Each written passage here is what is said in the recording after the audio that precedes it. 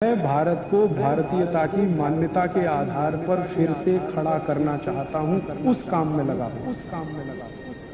ऐसे ही मेरा निवेदन है, एक और बीमारी है जिसके लिए आप अपने घर में खुद इस्तेमाल करें, दवा है, वो आपको हृदयघात हुआ है और डॉक्टर ये कहता है कि आपको ब्लॉकेज है।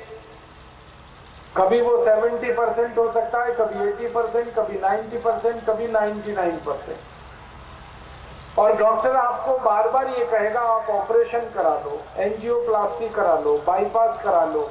मेरा निवेदन है कि आप इस चक्कर में ना फंसें, क्योंकि एंजियोप्लास्टी का एक भी ऑपरेशन करने वाला डॉक्टर आपको ये गारंटी नहीं दे सकता कि दोबारा आपको हार्ट अटैक नहीं आएगा। बाईपास सर्जरी का ऑपरेशन करने वाला कोई डॉक्टर ये गारंटी नहीं देगा कि आपको दोबारा अटैक नहीं आएगा। कई बार तो ये देखा गया है कि सवेरे ऑपरेशन कराया, शाम को दोबारा अटैक फिर आ गया। और ये ऑपरेशन में होता क्या है वो आप जरा जान लें तो आपको खुद अंदाजा लगेगा कि ये कितना फालतू ऑपरेशन है।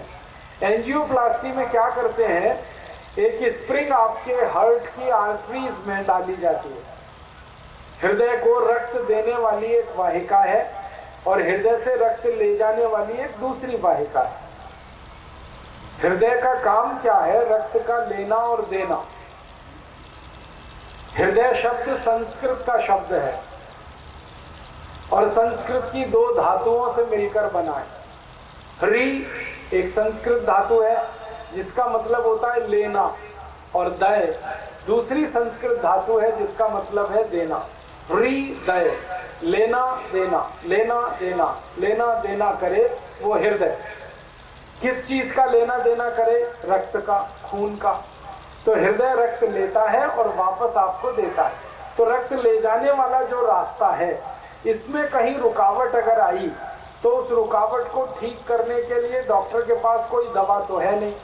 वो करता क्या है, उस रुकावट में एक स्प्रिंग डाल देता है ताकि रक्त ले जाने वाली नली थोड़ी चौड़ी हो जाए और रक्त आसानी से जा सके। ये स्प्रिंग वही होती है जो बॉल पेन में होती है।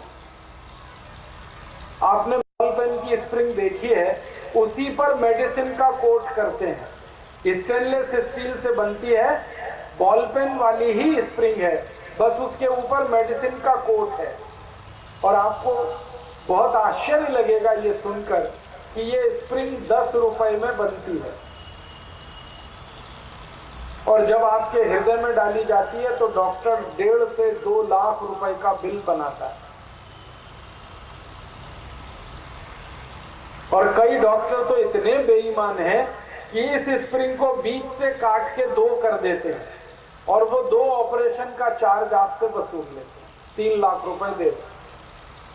मैंने 2 स्टंट डाले और ये जो स्प्रिंग डाली जाती है ये थोड़े दिन में बेकार हो जाती है, क्योंकि जहां तक स्प्रिंग पड़ी हुई है वहां तक तो रक्त का प्रवाह ठीक है, लेकिन स्प्रिंग के आगे और पीछे फिर रुकावट आ जाती है और ये स्प्रिंग पूरी बेकार हो जाती है। तो आपको दोबारा ऑपरेशन कराना पड़ता है और दूसरी बार फिर 1.5 से 3 लाख रुपए खर्च होता है। तो आप बोलोगे जी क्या करना चाहिए? बात तो सीधी सी ये है कि आपके हृदय के रक्त में रुकावट करने वाली जो टेंडेंसी है उसको खत्म करिए। ब्लड में एक टेंडेंसी होती है, रक्त में एक टेंडेंसी होती है और उसके कारण रुकावट बढ़ती है, कचरा आ जाता है रक्त में। तो वो टेंडेंसी खत्म कर दीजिए तो हमेशा के लिए आप ठीक रहेंगे। तो आप बोलेंगे फिर क्या करें? इस रक्त की टेंडेंसी को खत्म करना है कि रुकावट ना आए, इसके लिए एलोपैथी के पास कोई इलाज नहीं है। इसको विनम्रता पूर्वक मैं आपसे कह रहा हूं, एक भी इलाज नहीं है उनके पास कि आपके रक्त में रुकावट ना आए। मैं आपको एक सरल उदाहरण से यह समझाऊं। आपके घर के आगे पानी निकलने के लिए एक नाली बह रही है मान लीजिए, और इस नाली में कोई रुकावट आ गई तो क्या होने वाला है? पानी इधर उधर से बहेगा। तो आप क्या करेंगे? आपसे अगर मैं पूछूं कि आपके घर का गंदा पानी निकलने वाली नाली में रुकावट आ गई है। अब इस रुकावट को आने के बाद आप क्या करोगे? एक रास्ता है कि नाली तोड़कर दूसरी नाली बनवाओगे, और दूसरा रास्ता है कि नाली में जो कचरा फंस गया है इसकी सफाई करोगे। कौन सी चीज अच्छी है? आपके घर से गंदा पानी निकलने वाली जो नाली है इसमें कचरा फंस गया है, इस कचरे को साफ करोगे या उस नाली को तोड़कर नई नाली बनाओगे? आप कहोगे जी कचरा साफ करेंगे। तो हर्ट के लिए भी यही विकल्प है। ये पुरानी नाली तोड़कर नई नाली बनवाना माने ऑपरेशन कराना, और कचरे की सफाई करके नाली को ही साफ कर देना माने आयुर्वेद की पद्धति में जाना। अब आप पूछोगे जी क्या कचरा है हमारे रक्त में जो रुकावट पैदा कर रहा है? इसी कचरे का नाम है कोलेस्ट्रॉल। आपके शरीर में जरूरत से ज्यादा एलडीएल माने लो डेंसिटी लिपोप्रोटीन और VLDL very low density lipoprotein बढ़ गया है, इसी ने आपके रक्त में रुकावट लाई है। तो आप क्या करो? एलडीएल और वीएलडीएल को कम कर लो, माने कचरे की सफाई कर लो, माने रक्त को शुद्ध कर लो, माने रक्त का शुद्धिकरण कर दो।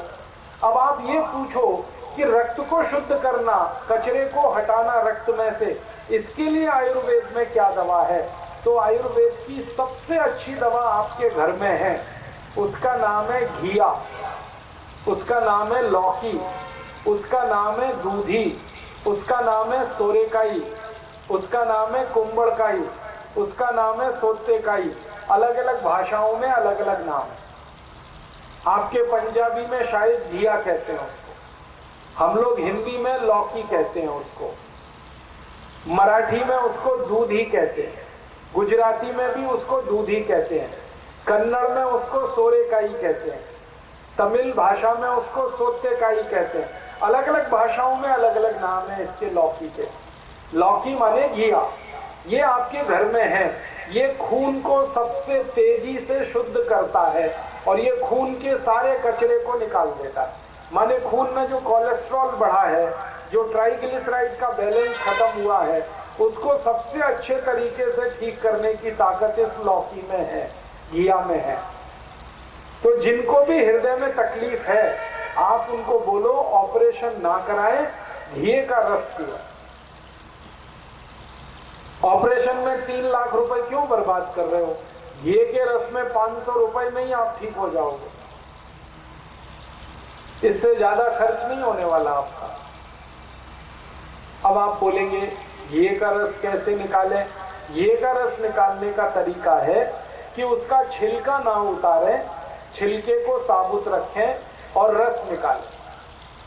घिये के छोटे छोटे टुकड़े करें, मिक्सर में जूसर में उसको क्रैश कर लें, रस निकल आएगा।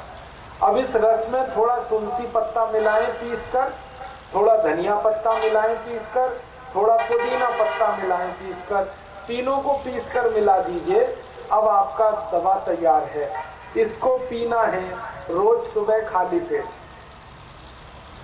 खाली पेट पीने में कुछ तकलीफ हो तो खाना खाने के 1 घंटे के बाद या नाश्ता करने के 1 घंटे के बाद आप इसे ले सकते हैं। और इसको लगातार 4 महीने आप पी लीजिए तो आपका अगर 99% तक ब्लॉकेज है वो भी निकल जाएगा, बड़े आराम से निकल जाएगा। आपका कोलेस्ट्रॉल ठीक हो जाएगा, ट्राइग्लिसराइड्स ठीक हो जाएंगे, आपका हाई ब्लड प्रेशर है वो एकदम सामान्य हो जाएगा, आपके शरीर में खून में कहीं भी कोई रुकावट है वो रुकावट इससे निकल जाए। और मेरा एक दूसरा सुझाव है आपको कि आप ये जो घिये का रस पिएंगे, इस घिये के रस के साथ साथ रोज 1 घंटे प्राणायाम कर लीजिए तो और जल्दी ठीक हो जाएगा। खाली घिये का रस पिएंगे 4 से 5 महीने में ठीक होगा, लेकिन प्राणायाम साथ में कर लेंगे तो 1.5-2 महीने में ही हृदय आपका ठीक हो जाए। प्राणायाम में सबसे ज्यादा कपालभाति और अनुलोम विलोम, ये 2 प्राणायाम आप कर लीजिए। और इन प्राणायाम को सिखाने के लिए हमारी योग कक्षाएं यहाँ चलती हैं, उसमें आप आ जाइए, सीख लीजिए।